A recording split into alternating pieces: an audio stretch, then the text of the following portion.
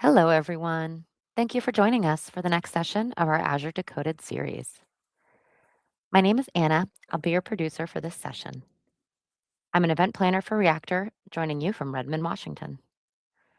Before we start, I do have some quick housekeeping. Please take a moment to read our code of conduct. We seek to provide a respectful environment for both our audience and presenters. While we absolutely encourage engagement in the chat, we ask that you please be mindful of your commentary, remain professional and on topic. Keep an eye on that chat. We'll be dropping helpful links and checking for questions for our presenters to answer live. Our session is being recorded. It will be available to view on demand right here on this channel. With that, I would love to turn it over to our speakers for today. Thank you both so much for joining. Hello, everybody. Thank you for being here in tonight's session. At least here in Europe, it's a bit late. My name is Alvaro, and I'm a principal cloud advocate. I work usually with real-time intelligence and related topics. And here's my colleague, Someles. Hey everyone, and overall it's the same even in South Africa, so it's in the evening right now. My name is Someles Zatigo. I'm a cloud advocate at Microsoft, and I work closely with Alvaro around data advocacy and everything that has to do with Microsoft Fabric and real-time intelligence as well. Yeah, So, and before you start, Someles, for the curious people in the audience, this jacket is one of the original before Fabric was public internal merchandise. So it's quite. I don't know if Someles has one. Okay, but yeah, you can go on Someles. thanks, Alvaro. Now you are making me jealous because I don't have that jacket, but we'll get to it later. Okay, so welcome to our session. We're looking into showcasing how you can ground AI apps with Fabric IQ's Semantic Foundation. But before we get started, for those who do not know what Microsoft Fabric is a unified data platform for your AI transformation. So if you're thinking about ingesting your data, you could be using one of the workloads that you see on screen. So the data factory workload that enables you to ingest your data, clean it, transform it by writing queries inside of Microsoft Fabric, and prepare it for any analysis that you want to do on your data, or even further cleaning as you go through the journey that you have. And then the other workload that you have inside of Microsoft Fabric is the analytics workload, where you can be able to do data engineering and data science jobs. So think about, for an example, if you want to train machine learning models on top of the data that you've brought in into Fabric. And then if you are a fan of databases, Microsoft Fabric has a workload for databases. So we have SQL in Fabric. We also have Cosmos DB inside of Microsoft Fabric. So you are spinning up your database inside of Microsoft Fabric without having to, for an example, spin up a database outside of Fabric. So your data is sitting in one place inside of Fabric. And Alvaro's favorite workload in Microsoft Fabric is real-time intelligence. So if you're into real-time analytics, you're into real-time data, and you're monitoring real-time data, we have real-time intelligence, where you are able to write KQL queries that will enable you to monitor that data, but also visualize that data using a real-time dashboard.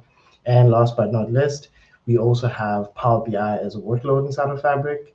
So Power BI enables you to create reports, dashboards that will enable you to visualize this data that you brought in using Data Factory. Now, on top of on top of the workloads that you have inside of Fabric, they are sitting on something called the Fabric Platform. And this Fabric Platform enables you to bring in your data and let it sit on something called One Lake inside of Fabric.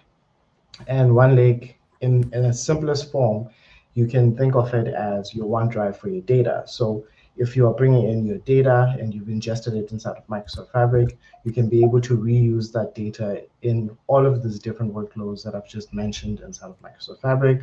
So if you've ingested your data using Data Factory, that same data can be used in the analytics workload, even real-time intelligence workload, depending on your use case.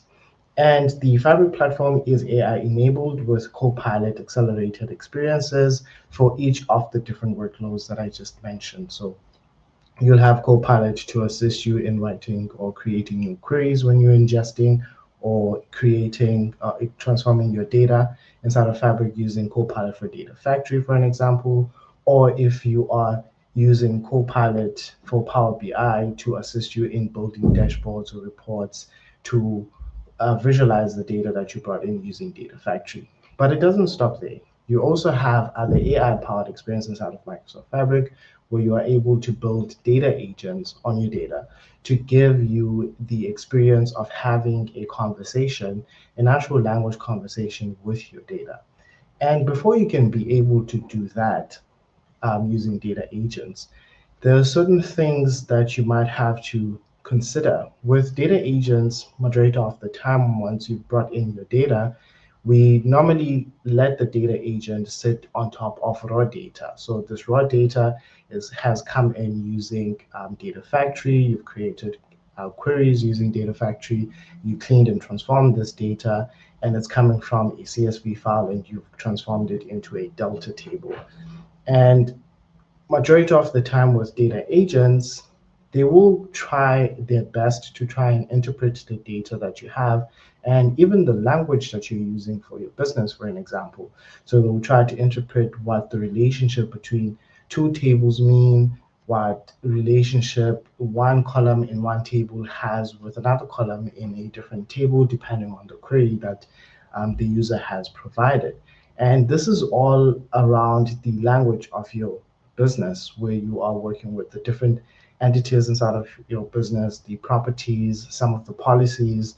You have specific language around policies and objectives for your business, but also even the relationships around those specific types of entities that you have inside of your business. And that's where Fabric IQ comes into play, where you want to enable data agents to have an understanding of your business language. Because, like I mentioned earlier on, if you set a data agent on top of raw data, it will try to make its own interpretation of that data and even make assumptions, but it's not going to understand the business logic that your business has or business language that your business has. So what Fabric IQ does, it's the intelligence layer of Microsoft Fabric. It sits on top of your data and it gives it meaning. It's not just your structure, it's not even just the metrics, but it's the shared business semantics that AI can actually reason about. And at the core of Fabric IQ is the ontology, which we'll probably showcase a little bit later on. So the ontology defines what things mean in your business. For an example, you want to define what stock really is or what available really means inside of your business, what qualifies as sellable, damaged, reserved, or even lost. With ontology, it formalizes the business language so that humans and even machines can be able to speak the same language. So once you have the ontology in place, your data agents become much more powerful. They're no longer just querying your tables or even aggregating some of the numbers in those tables. They reason across your semantic models, your relationships, and even the rules defined by the business. So for example, a question like, do you have a product in stock can be now interpreted differently depending on the context, the role, or even the intent behind that question. And that's how ontology-powered agents move beyond the dashboards and SQL. It moves beyond the raw data that has been ingested inside of Microsoft Fabric. So they understand the business, they can be able to resolve the ambiguity that comes in, they can be able to connect data across systems and provide answers that actually reflect the reality on the ground. So it will then be able to turn the AI from just a chatbot that's on top of data into a true business assistant that's going to be also a data expert on your data. Now, the Fabric IQ advantage is that you'll have it layered on top of a unified data foundation that you may have inside of Microsoft Fabric, and you'll have millions of Power BI models to jumpstart your ontology. So if you already have semantic models that are built, you can be able to get a head start with those to get your ontology up and ready. And you'll have the Microsoft 365 and even Microsoft Foundry integrations with Fabric IQ so that you can be able to empower even more agents that you may have inside of your business. Now, how do you go from having semantic understanding into having an ontology? And what makes this up is you have in your business different entity types. You have different relationship types for those specific entities. You define a relationship between one entity and the other, and you have a specific business knowledge or business language that you're using. And like I mentioned earlier on, if you are just building data agents and you're sitting them on top of raw data, those data agents will not necessarily understand that business language that you're using when you have a relationship between two entities. So when you have an ontology defined, that's when you can be able to start empowering your data agents to have a much more powerful way of replying back to requests and having an understanding of what the data means and also what the business language that's being used inside of the business. Now, once you have that set up, this is where you're able to have, in a way, as you see on the screen, the ontology as the middle layer of everything. So you have your AI agents. Your AI agents are able to understand the business language because your ontology has been set up in a way that defines the relationships between the different entities, and that data is coming from all of these different tables and streams that you may have, which also empowers some of the operational systems that you have inside of your business. Now, speaking of ontology inside of Microsoft Fabric, ontology allows you to define the ontology for your business using a visual no-code tools, and you're able to build those ontologies with the business concepts, the processes, and even real-world relationships. Like, for an example, you might see even on this GIF that we have on the slides as well, you're able to bind tables, real-time streams, and even geospatial data inside of one lake to your ontology. So some of the relationships that you might define is something that is as natural as you are defining, for an example, a shipment for a specific order, a specific product, and so forth. And then the next part with ontology is that you have your ontology and rules inside of Fabric IQ. This allows you to preview your ontology data and define some of the business logic and actions and even rules that might be used by the ontology. So you are firstly providing a connected overview of your business, and then you are continuously grounding it all inside of your data, and then you are able to navigate the views through familiar concepts, for an example, at an instance or even a fleet level if you have fleet management, for an example. And then the other one is having an overlay of your geospatial analytics on top of your operational context shaped by your ontology. And hopefully, if we still have time, you may be able to see this as well. And then the next one is having an ontology-powered graph inside of Fabric IQ. So in this case, you are able to reveal hidden patterns, dependencies, and even ripple effects across your processes, your customers, and even your supply chain. You're also able to get a governed graph out of the box powered by Fabric Graph. And this enables you to be able to move from a siloed optimization to your true system level of intelligence that empowers decisions end to end. Now, what's the difference that Fabric IQ makes? Today, what we have with AI agents, for an example, like I mentioned earlier on, is that your AI agents are interpreting the tables without the business context and connection to actions. They don't understand the business language that's being used by the organization. What the future looks like with Fabric IQ is that you have your AI agents grounded in live, unified business context, which is connected to operational actions, meaning that your AI agents now are able to understand the business language and even the data that they need to provide insights back to your users as well. And you can build agents using a wide spectrum of AI agents. So for an example, if you're building AI agents for business users, you could consider using no-code, low-code tools.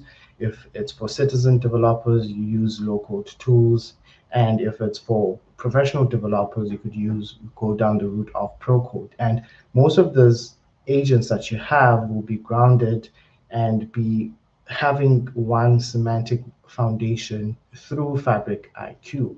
And how this looks like when you're building out these different agents is that you could do it via Microsoft Fabric, where you are building a data agent, or you are also building an operations agent as well. And then for citizen developers, for an example, you could use Microsoft Copilot Studio to build those AI agents. And then for pro devs, you are able to use Microsoft Foundry to actually build your AI agents. And again, you are able to ground them in one semantic foundation with Fabric IQ. Now, let's take a look at an example with data agents with the Fabric IQ. With data agents, what we know is that they enable business users to ask business questions using natural language, to interact with the data and have questions and have insights given back by the data agent.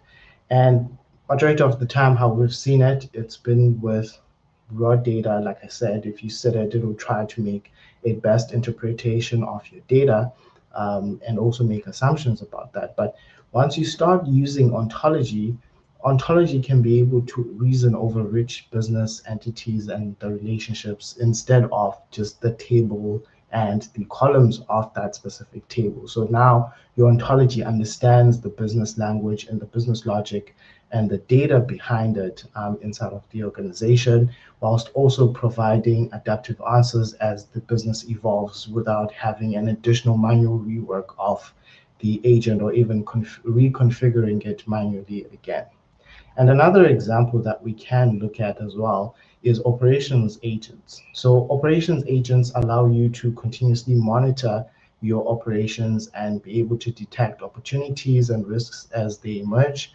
And you can be able to create operations agents with simple instructions using natural language without having to write any code or even asking a developer to assist you with that. Now, you can also connect the operations agent, similar to the data agent, to your ontology, so you can be able to reason over the live business context and choose the best action, meaning that you are enabling your operations agent to have an understanding of your business language that you may be using. So that is a quick overview of what the Fabric IQ looks like inside of Microsoft Fabric. I don't want to spend too much time on that, so we're going to try and switch over and look at a quick demo that's going to give you an overview of what Fabric IQ actually looks like. So I'm going to try and switch over to my browser quickly, and I want to quickly show you how Fabric IQ actually looks like. So what I want to show you is how Microsoft Fabric is powering AI agents, right? So the first thing that I want to do is show you how an AI agent doesn't just find data, it understands the data, right? And that's because Fabric not only brought all the data together, but it also added the business context with Fabric IQ. And I can show you this by starting with the data. Right, so for an example, in this scenario, our agent has a number of streaming data sources that land in one lake through a Fabric Eventhouse, and an Eventhouse is a real-time data store. So what we're going to do quickly is open the Eventhouse quickly. So I'm going to try and do the demo again. I just want to click on this.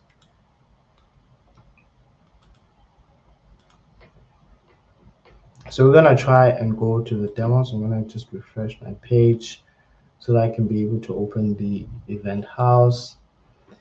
And then once I have the Eventhouse opened, we can then be able to start see that streaming data is flowing in. What the Eventhouse does is that it consolidates all of our data streams, including external data, for an example, that we have stored in an AWS S3 bucket, which is accessed via a one-link shortcut, which means that we don't have to actually move the data or even build data pipelines to get the data inside of Microsoft Fabric. We also have like another shortcut that is pointing to Dynamics 365 data inside of Microsoft Fabric that is also usable inside of Fabric. So with our data here through shortcuts and is being streamed into Microsoft Fabric, we can then be able to build Fabric data agents that can enable humans or any agents to easily consume the data. Because they built into Fabric, we're going to use this data agents for testing Fabric IQ. So, like I mentioned earlier on, if we set any agent on raw data like we have here, as you see here, I may have some of the raw data tables that I brought in. This will require the agent to interpret the data and make assumptions, which would lead to varied results that's going to come from the agent. So what we're going to try to do is test it by asking a question about how customers might use our products. And the minute I send that question to the agent will try its best to interpret the request, but also make assumptions on the business terms that are used and the data that it needs here.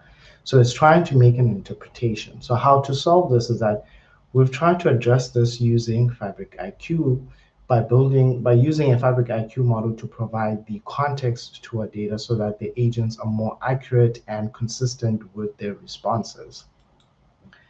So the team has been doing something very similar for years by building Power BI semantic models to make the reports faster and more consistent. IQ models does the same, but it's for AI solutions. And the semantic models that we built were automatically converted to IQ models to give us a head start. And this is how you'd be interacting with some of the IQ models inside of Microsoft Fabric.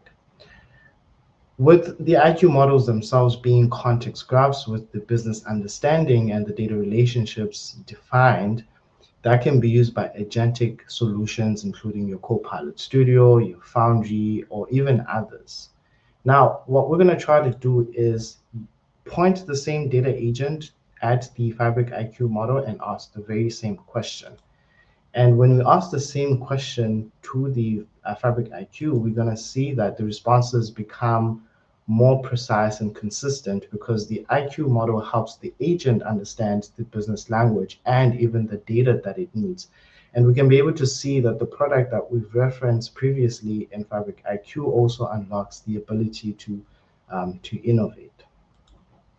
Now, with Fabric IQ providing the deep understanding of our data, we can now use tools like Fabric's digital twin builder to create virtual replicas of our products. One solution that was built on top of the digital twin builder is the custom 3D models, which is an external application that is embedded into a Fabric workload. For an example, any supported visualization tool can consume the digital twin model. So in this case, we used the NVIDIA Omniverse for the visuals and made it come alive with real-time data from Fabric. So right now, I can instantly see how the click behaves under different conditions. And in this case, I can be able to see that across 3 unique material types. And I can even swap up the material configurations and see how it would impact the hit within the shoe or even the clit, which is shown in red. So this enables us to optimize configurations and design a cool, breathable shoe. And that's how Fabric IQ is. It turns our enterprise data into a trusted intelligence. That is an overview demo that I wanted to show you just to give you a quick look of what Fabric IQ looks like. Right now, I'm going to hand it over to Alvaro to actually show you a much more in-depth demo of Fabric IQ and even Ontology. Thank you, Someles. Yeah, I don't know if I should pull the trick that I do to Someles every meeting, but this background you see here is not, I mean, Someles always told me that it's AI, and I tell him it's not AI, so I will show you, okay? Because everything he's been talking is in this very old 70s book. So really, if I can recommend you a book that you want to get deep into ontologies. This is ontologies before ontologies were cool. Data and Reality from the 70s, and it's by William Kent and Steve Hoberman. So Data and Reality. And why I picked this book is because this book starts with a really cool example where you have a hardware store and you are buying, I don't know, the little screws, right? And from one side of the business, the screws, they are just generic types that you have in your store.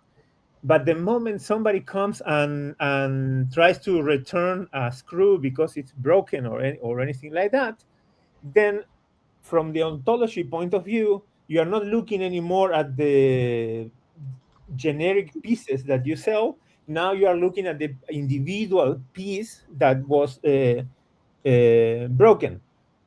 So that means in that part of the system, you have a complete different set of databases and tables and so on to track this type of interaction with the customers. But if you take a step back and think how AIs work, which they work basically on semantic knowledge or context, if you see the word, let's say, screw or piece, it will just go to whatever first database matches that. But the ontology is able to provide enough context so the AI will display or will go, let's say, to the respective database. So anyway, get this book. But back to the demo. Yeah, so I have two things to show you. One is the Ontology Playground. What's the name of the book? It's called Data and Reality, and the author is William Kent. I will type it in our chat, and then maybe they can share it with you, assuming I can chat here. Yeah, Data and Reality, William Kent. Somebody from the team will share it with you. Yeah, so the first thing I want to show you is the Ontology Playground. And we made this tool because we know not everybody is either familiar with ontologies or is using Fabric right away. So, of course, we want you all going to Fabric and using Fabric. That's for sure. I don't understand the comments.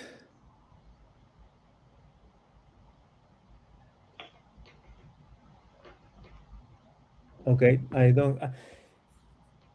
I see a comment about reproducibility of the demos. Don't worry, we will go to that later.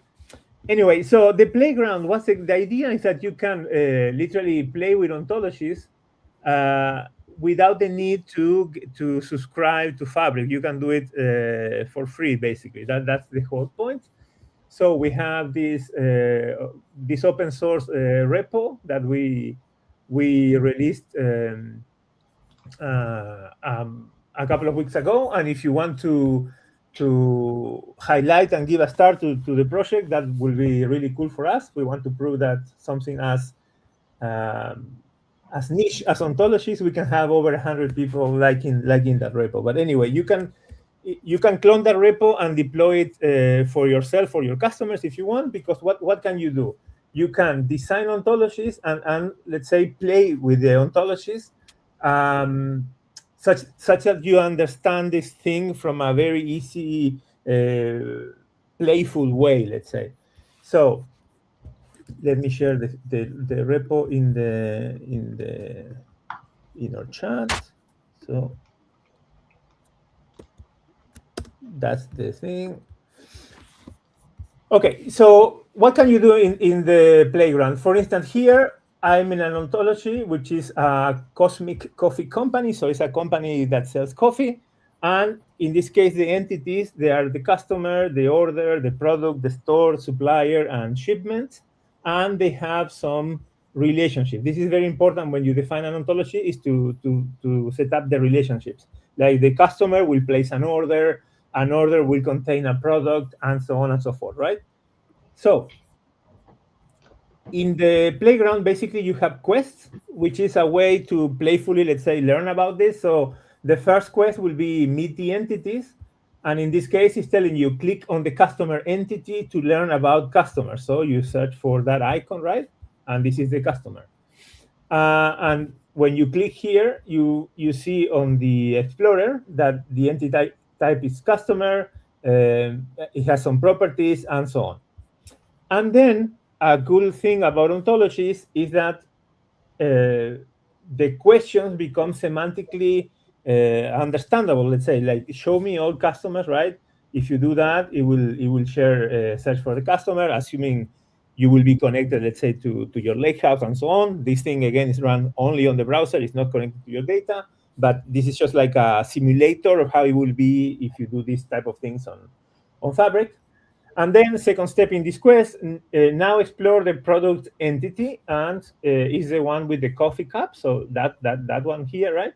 And finally, we need to locate the store entity, which is here. So we completed the quest, and we can keep going, right? Second is like bean trail. What is how a bean reaches the company? So first it goes through the supplier. It is sourced from here. That's the relationship. Then there is a contain. A product contains.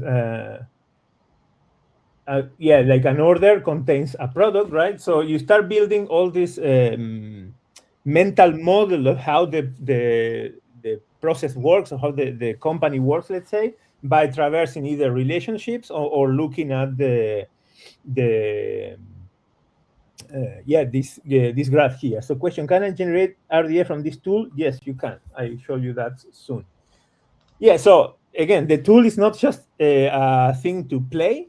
You can design, so you can extend the ontology. Here, you can add more relationship nodes and so on. I'm not going to go too deep into that, but yeah, you can add a new one, and then the entity will be like, I don't know, customer card, the customer card for point, right? And then you can set up the relationships and do all that, right? For this one.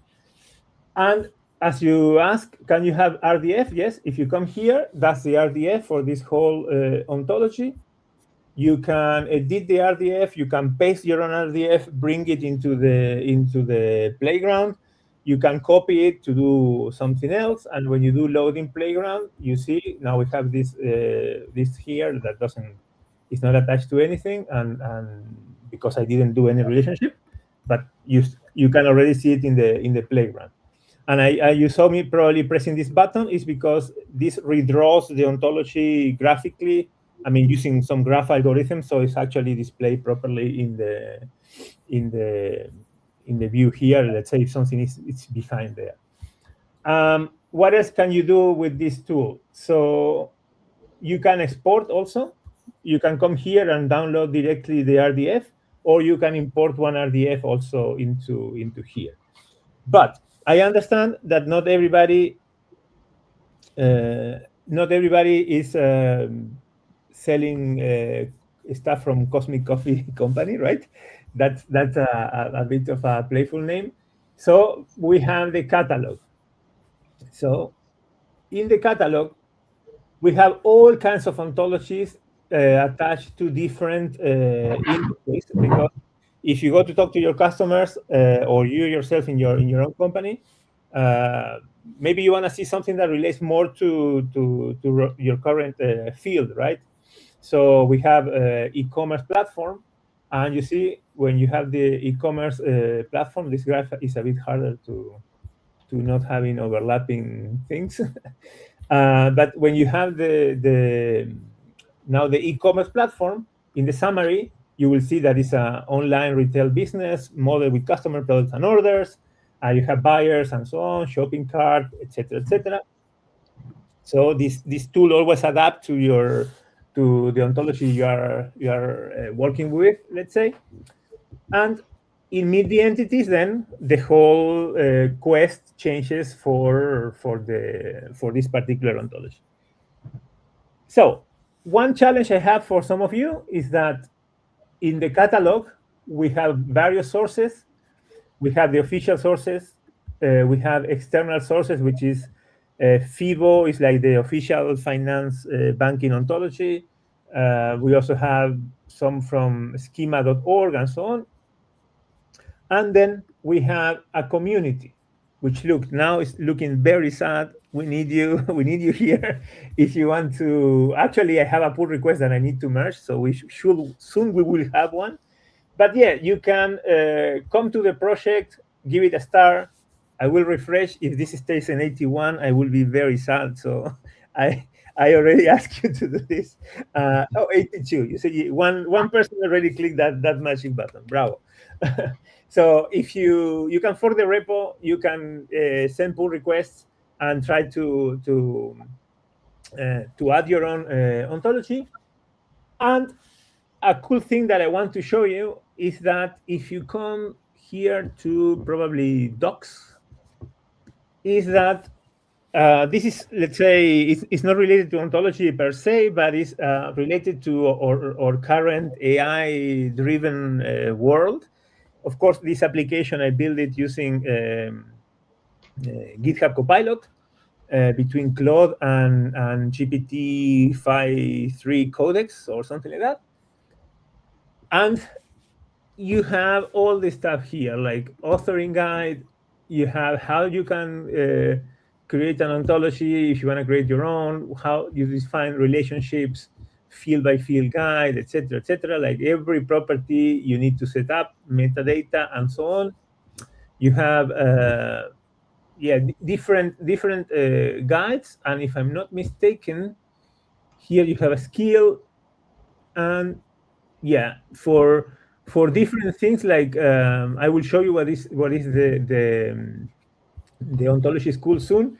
But what I'm trying to tell you is that in today's world, I'm finding a new pattern. Let's say that you should prepare your repos to be,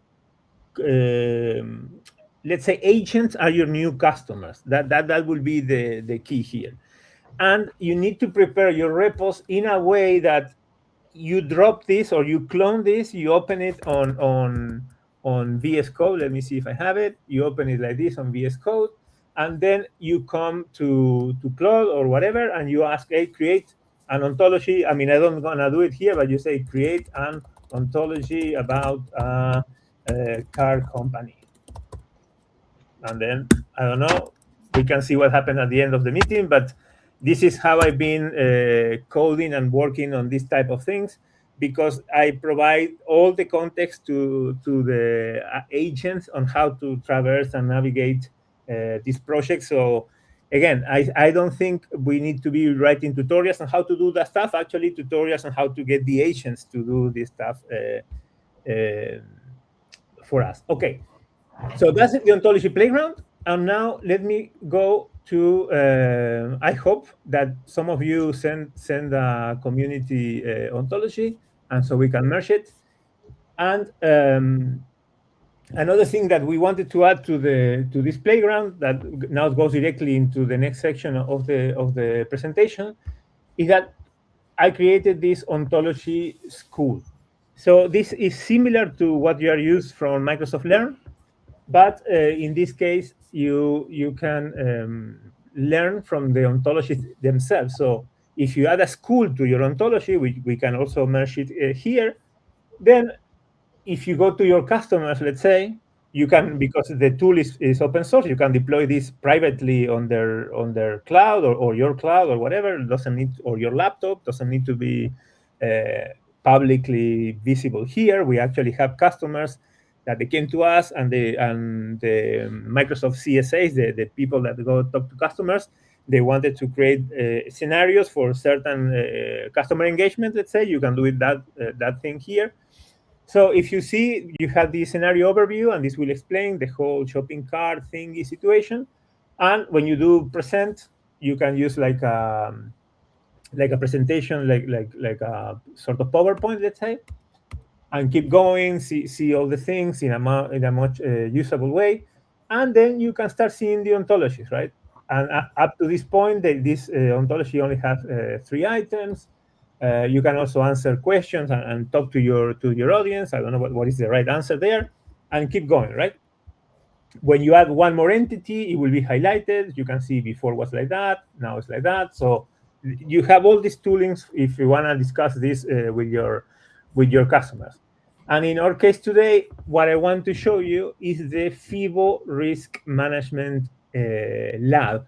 This I literally created this maybe 2 hours ago. I already had the demos running on Fabric. I will show you the demos soon in Fabric. But I went to Claude and I say, hey, look at that repo. I need to have an ontology deployed on the on the playground, and I need to have the lab. So when I come here, I go to the site, and then we see. So what is the demo that I want to show you? I want to show you a demo about the bank portfolio and how this bank portfolio can be exposed to risk. Because depending on the industry, imagine a bank is having a lot of loans to different people or different companies, right? But if they focus their money or their lending too much into an industry or in a geography or a product type and so on, any type of adverse event like a hurricane, an industry downturn, a regulatory change, etc., this can cascade into systemic losses because this is a concentration risk. So banks, they want to monitor this and try to understand, like in the industry, is it too much lending concentrated in construction or real estate? Geography are loans clustered in hurricane-prone or earthquake-prone jurisdictions? All this type of questions. And why ontologies will matter here? So the thing is the type of queries that you will be asking to your system, because they will go across domain. Like, let's say, traverse from a jurisdiction disaster flags through loans to their concentration categories in a single, like you want to do one graph walk and answer all these type of more complex questions. So what are you going to build, or what are we going to build? I will show it built anyway, but it's the for ontologies, industry classification, geographic hierarchy, loan classification, and regulatory context. So we bring all this stuff, which is actually, if you want to learn more about it, it's this a financial industrial business data model. It's like an open source type of ontology, official ontology. If you want to learn about it, let's say, it's not from Microsoft. That's what I want to say. I literally went to Claude. I gave the link to that thing and say, hey, I need to do a demo. I need to show this, showcase this, blah, blah, blah, blah, blah. Boom. That's what you are seeing here. So then we want to access or be able to answer like real question, like which jurisdiction in hurricane zone have the highest concentration of construction loans, which loan types carry the highest Basel risk weight in regions with high climate sensitivity, blah, blah, blah, all finance stuff. And we can keep going with these things. And then, of course, questions. I don't know, what is the concentration risk in banking? I think is this one, the risk that too much of a loan portfolio is exposed to a single industry, geography, or product type. Yes, it looks like I made the thing and I know the answer. Don't tell anybody. And yeah, I will not go through the whole presentation, but I want to give you an idea of because if you take a step back, imagine going to a customer without this tool. You will have to hand wave. You will have to look around to see if there is a whiteboard. Maybe there is a whiteboard, but you don't have a marker. You know, all those things that compound to the flow of your meeting. But if you're using the playground, for instance, you can have a presentation that is tailored to your customer or to your boss if it's inside your company, and explain what you want to build, explain which queries are going to be possible now that you have ontologies, and so on and so forth. So I think only by thinking about that, and let's forget for a second about Fabric, which I will go there, you already are bringing more value into the meeting because you are raising the level of the discussion. You stop talking about tables and very deep technical things, and you're talking about the business and how the business should react to things. Like in this case, let's say to a hurricane or whatever you wanna talk about, right? So let's go to Fabric. I guess people want to see Fabric. I will share the project later. Now it's not ready, and I will tell you why soon. But I have the project here. So this is what I've been building, right? And you have all the notebooks, everything that is required to deploy this in your, how to set up the agent, how to set up the prompt for each agent, all the data that will go into your lakehouse and Eventhouse and whatnot, queries for KQL, notebooks, everything is here. And also, even if you want to do this demo in front of your community, I don't know if some of you run a community or like MVPs or and so on, you can literally go through the whole script of this demo and showcase this to your community. I will publish this probably during this week. I need to do some cleanup of the data because at Microsoft we have some policies, of course, with namings and geography namings and so on. I need to run this through this data cleanup process, make sure everything is ready to be published. But once we have that, I will share this example with you. So that's the moment when you click follow on LinkedIn or something. No, don't do that. It will be just there. Anyway, let's go to Fabric.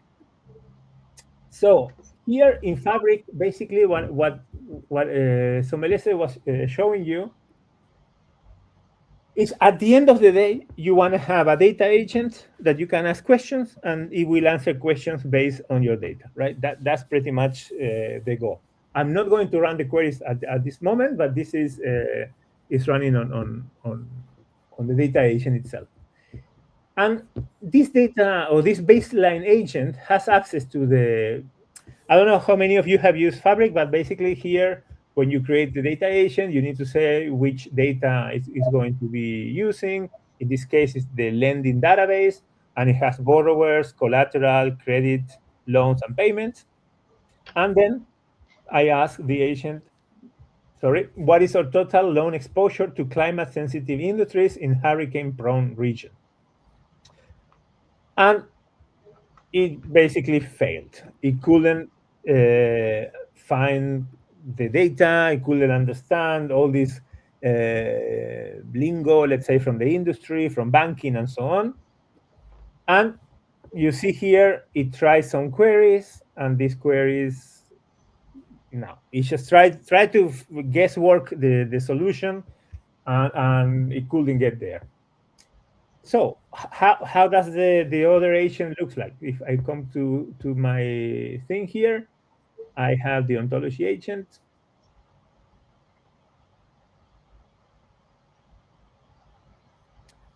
So this one, you can see that if I ask exactly the same question now, it says, here is your total loan exposure to climate-sensitive industries in hurricane-prone regions. Domain context, climate-sensitive industries identified by NAICS. This is a North American institution for climate sensitive stuff, and they have codes, right? So the other agent will have had to understand what 31.17.10 means, actually seafood product preparation. This one means wet farming. This one is about fishing, etc., etc. You see how the knowledge of the business start to come up in a way that it's even maybe for some developers it's hard to understand what this is, because some other people in the business know that. And that's one thing about Fabric. Fabric is about having your whole company being able to work with your data regardless of your expertise. I'm not saying expertise in some people know more, some people know less. I know. I'm saying, sorry, people that work, let's say, in the banking area but are not programmers, and people that are programmers and don't work in that other area, but they know how to program the agents, how to create the prompt, and so on. But if you don't know the jargon of the industry and the mapping, that it will be hard for the agent, it will be hard for the human. Anyway, because of this whole question, you see that there is climate sensitive and hurricane prone regions, Texas, blah, blah, blah. And because of that, I get that we have 600 million, which is outstanding loan balance across these active loans, over 5,000 loans that are amount to that much of money. And if I look at the queries that the agent managed to complete, it managed to build this query, got the code, the industry name, and the subsector. Then it checked the geography hierarchy, and it found jurisdictions, the name and the region code, right, for each of these US states. And then went to lending database, and you see it could build a query where this code that it got it from up here, it managed to build all this query, and at the end of the day, you get this answer, right? So what's the difference then between this one and the baseline? First, the ontology agent, we also added the ontologies here so that it can relate to them. And the query is much more, it has more information because it's using the ontologies. So here, I mean, another point about working with GitHub Copilot is that this very complex prompts that you're seeing here, this prompt, I actually built it with Claude, because on Copilot, it knows how to connect to Fabric. And then when I was in Fabric, I was showing either the error messages that I was getting or the data that I was getting, and no, this is not enough, this is not good, this is doing blah. Sometimes the agent wanted to cheat. He wanted to like have a very handicapped baseline agent with no data access just to prove that it doesn't. No, I don't need this cheating. I need a real query to a real database to show that what's the advantage of the ontology, right? So it helped me build this whole prompt. But at the end of the day, because there is no ontology, it just falls short. But if you go to the ontology agent, the instructions, now because it has access to the ontologies, it's able to explain how each of them relate to each other. You don't need to do something, let's say, as verbose as this, but it's good to help out. If you want to do a query, you will do it in this database, you do it that, you do it this way or that way. And you do this one-shot query. It's like any type of prompt that you do usually with AI. My advice: get the help we already have. I don't know on the crowd, but if you have access to any of these AI coding agents, they will help you to do that much easier. It's not necessary, it's not a requirement, but for me, it was really helpful to get there. So this is one part. The other part are the ontologies themselves. I'll just show you one, but there are 4 of them, right? I have them here, all these ontologies. And it's just the graph, the definitions, like region and jurisdiction. Jurisdiction is in the region and belongs to a country. And then you have the properties here for each of them, and they come from the data source is a lakehouse. And if you do bindings, you can edit the bindings. I'm not going to do that, but if you edit them, you can decide from which table they come. You can click how they map and stuff like that. Like, it's very point and click, and you get through that without writing any code, basically. Then what else can you do? For instance, look at this. I have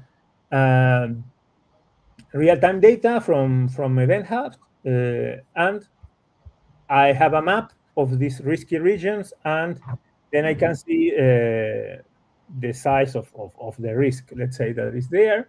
And also I have a command risk command center that this, I haven't finished this part of the demo, but this can connect with what Someles was talking earlier about having either activator and operational agents. They can be monitoring this, and when there is a risk of a hurricane, let's say, like here, climate risk, hurricane, 16%, you can do some more operations, let's say, based on that. So yeah, you can build this type of command centers or portfolio risk maps with all these new features that Fabric has. And finally, and we are 5 minutes from the end, this whole thing, again, I use GitHub Copilot, either with Claude or with GPT 5.3 codex or something like that, to build this whole demo and deploy it to Fabric. You can deploy literally from here. Ask to do the deployment. You can ask to debug whatever is going on the page because it has access to the browser, all that stuff. And here I have these notebooks, which is just either data ingestion or creating the ontologies. You can create them manually or you can create them from a notebook. So yeah, this is it. Like basically, I have some files on my lakehouse, all the data that this is on it's on the repo. And then if you run all these notebooks and you deploy all the data and so on, you will get the demo going.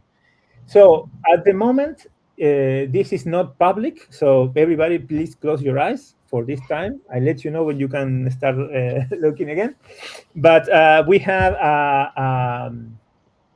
something here. You never saw this first cell, okay?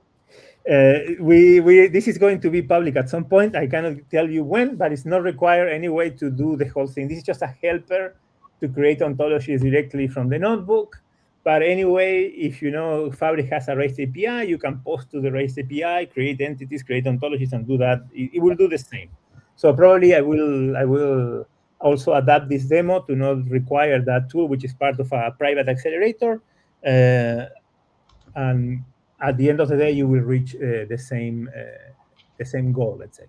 So yeah, this is how I build this whole thing using on one hand GitHub Copilot, and then notebooks. From notebooks, we have the data inserted, we have the ontologies created.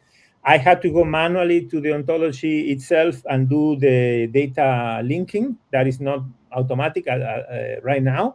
But once I had all of that, then I went to the data agent, I added the data sources and pasted the prompt for the agent. That's it. So yeah, I don't know if people have questions. We have about 3 minutes. But this is pretty much what we wanted to show. And I think I've been asked to show these slides. So let's go here first. Yeah, so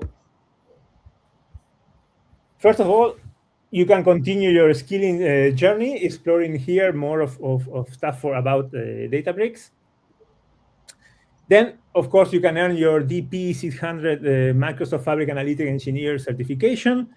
That's the link for that if you want to know more. And yeah, please give feedback about the presentation. Yeah, I don't know if you have any questions about the code. I mean, the Ontology Playground, it's already open source, and my demo, I hope either this week or next week it will be public. My Fabric demo, I mean. Someles? Yeah, we have some other questions as well. With regards to the question around the data agent on a trial capacity, yeah, you can't do that. You actually need like an F2 capacity or up to have a data agent out of Microsoft Fabric. So we're not doing that in a trial capacity.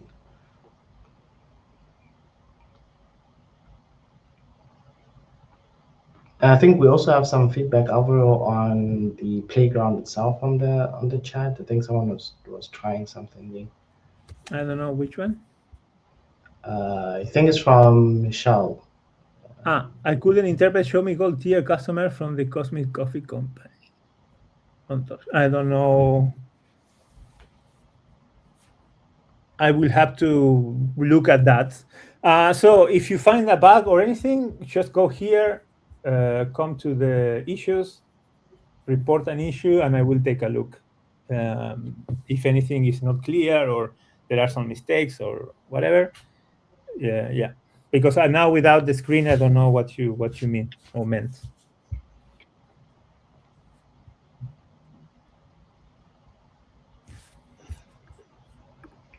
And I think the other question that we have is asking around if we could ask the agent to suggest an action to reduce the exposure. And I guess, I I guess you could. I really don't know the extent of that, or if maybe that is a question for Copilot, because you can also integrate Copilot into the query of Eventhouse. So that part I don't know the exact answer, but yeah.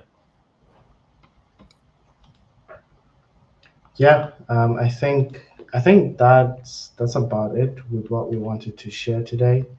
Um, like to say thank you so much for attending our session today and also just learning about Fabric IQ and everything inside that it has to offer as well. And thanks, Alvaro, for showing the playground. That's always the fun part to actually see as well. Thank you. Please, yeah, please scan the QR code that's on the screen as well. If you never played around with Microsoft Fabric, this will get you started almost immediately. Other than that, thank you so much, Alvaro. If you have any last words for us before we wrap. No, thank you, and thank everybody for being here.